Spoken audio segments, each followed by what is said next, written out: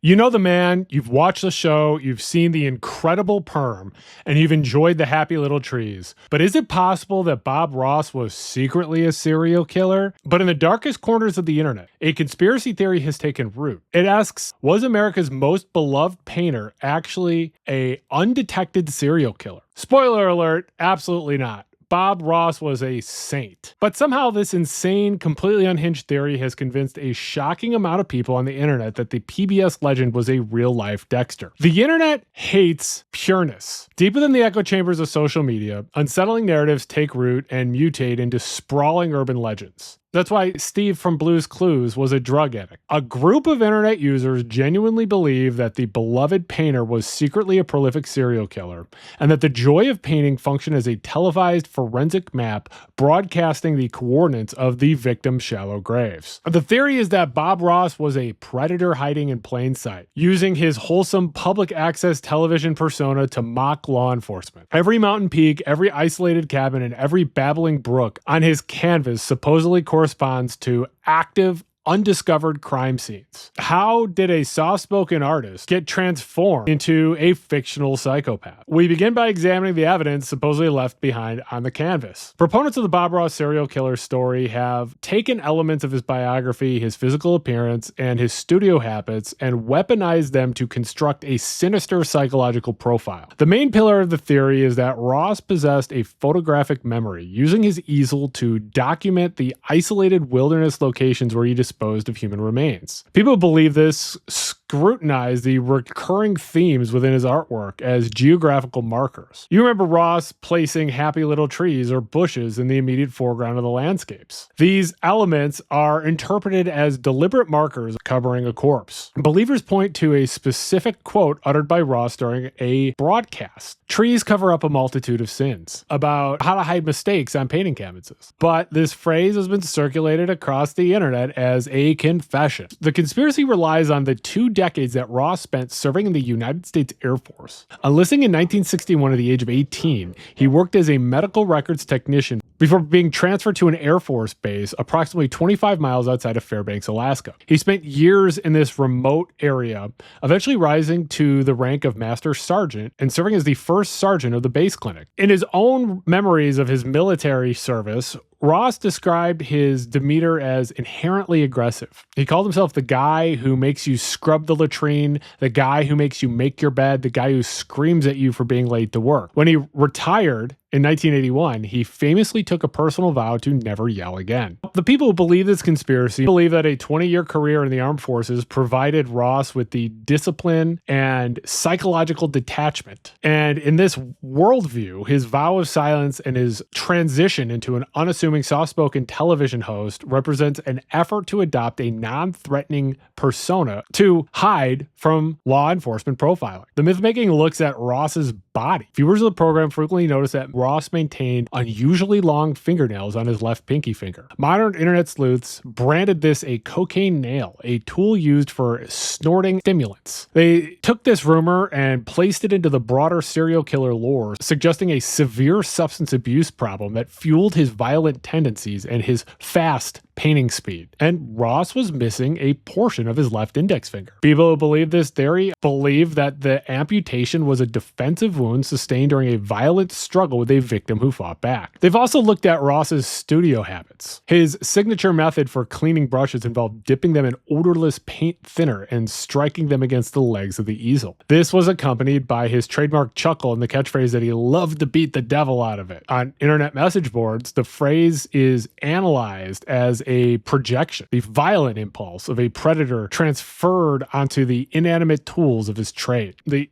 evidence seems compelling if you don't really think about it. Finding an actual source for these claims requires digging deep into archives of anonymous message boards where a single joke sparked the entire theory. The Bob Ross serial killer conspiracy was a creative writing exercise that mutated into a mystery. It shows how modern internet folklore can take clear fiction and turn it into something much darker. The origin point is timestamp. About 12 years ago, a user operating under the handle TBKX posted a hypothetical thought experiment on the social media platform Reddit within the r/shower thoughts community. The post was titled, "What if Bob Ross was a serial killer and he painted the landscapes of where he hid the bodies?" Getting over 9,400 upvotes and rocketing to the front page of Reddit. The comment section was entirely joking, working almost like a comedy workshop. Users twisted Ross's wholesome catchphrases into the dialogue of a slasher villain. A user named the Grassy Gnome imagined Ross whispering to a corpse, "This will be our little secret," while burying them under a happy little bush. A user named Just Terrific calculated that matching a body to every episode of the show would amount to 403 victims. Everybody on the Reddit thread understood that the premise was a joke. Recognizing that this was an interesting potential of an idea, users took the concept to r/writing props. An initial post in 2014 gained some traction, but a repost in 2016 triggered a massive creative explosion, getting hundreds of highly detailed short stories. These fictional stories provided the lore that future internet users would mistake for historical fact. These authors were writing fiction. The internet has an incredible ability to remove context from content, and this set the stage for a massive viral explosion. As the years went on, these fictional Reddit stories were screen capped, summarized, and spread all over social media. And during this, the background that these were creative writing exercises was completely erased. By 2021, the narrative had entrenched itself within TikTok. So they began presenting the Bob Ross theory as a legitimate true crime mystery that has been suppressed. Videos surfaced displaying eerie side-by-side comparisons of Ross's television paintings alongside supposed authentic crime scene photographs. And the comment sections of these videos are wild. There is a massive shift from satire to genuine belief. Users engaged in debates regarding the logistics of the murders. The story would jump to Twitter. Users would tweet things like, "Bob Ross was a serial killer and his paintings are where he hid the bodies," presenting the fabricated lore as fact, taking the myth and further pushing it into the true crime community. Exposing the absurdity of these claims requires stepping out of the echo chamber and examining the verifiable timeline of Bob Ross's actual life. Despite the reach of this theory across multiple social media networks, investigations show no evidence whatsoever connecting Bob Ross to any criminal activity. Fact-checking organizations have thoroughly dismantled the rumor. No credible news organization, law enforcement agency, or historical record has ever investigated Ross for violent crimes. The conspiracy shatters when subjected to thought and scrutiny. The basis for the conspiracy theory is a 1-to-1 ratio between the paintings and human victims. During his television career, The Joy of Painting ran for 403 episodes spanning 31 seasons. For every single episode broadcast on PBS, Ross actually produced 3 identical versions of the landscape. The first was a pre-painted reference canvas that he kept out of frame. The second was the canvas painted live during the 28-minute episode. And the third was a highly detailed version painted after filming for inclusion in his instructional companion books. The production process alone required over 1,200 paintings just for the television program. Beyond television, Ross was a prolific artist. He developed a methodology allowing him to paint full canvases in mere minutes. During his military service in Alaska, he painted during his brief lunch breaks, creating miniature landscapes inside gold mine pans to sell to tourists for $25 each. Over the course of his lifetime, art historians estimate that Ross produced an astonishing 25,000 to 30,000 paintings. If the internet conspiracy was true, Ross would hold the record of being the most prolific serial murderer in the history of the human species by an absolute absurd margin. The logistical requirements of murdering, transporting, and burying 30,000 victims across the American wilderness without generating a single police investigation, triggering a missing persons cluster, or leaving any trace of evidence is an absolute impossibility. The rumors surrounding Ross's physical appearance and studio quirks have completely innocent explanations. The claim that Ross maintained a cocaine nail on his left pinky is a misunderstanding of traditional painting. Ross utilized his elongated fingernail to make a makeshift maul stick. A maul stick is a tool used by artists to support the painting hand and prevent it from touching the wet surface of the canvas. By resting his extended pinky nail against the dry, unpainted edges of the canvas, Ross could have stability for fine detail work without smudging the wet oil paints. The missing portion of his left index finger was from a woodworking accident during his youth, which occurred while he was working alongside his carpenter father, Jack Ross, long before he entered the military or picked up a paintbrush. His aggressive beating the brush against the easel is is a highly effective standard method for dislodging odorless paint thinner from the brushes to prepare the brush for the next layer of dry oil paint. So the physical evidence has been completely torn apart, but a question remains.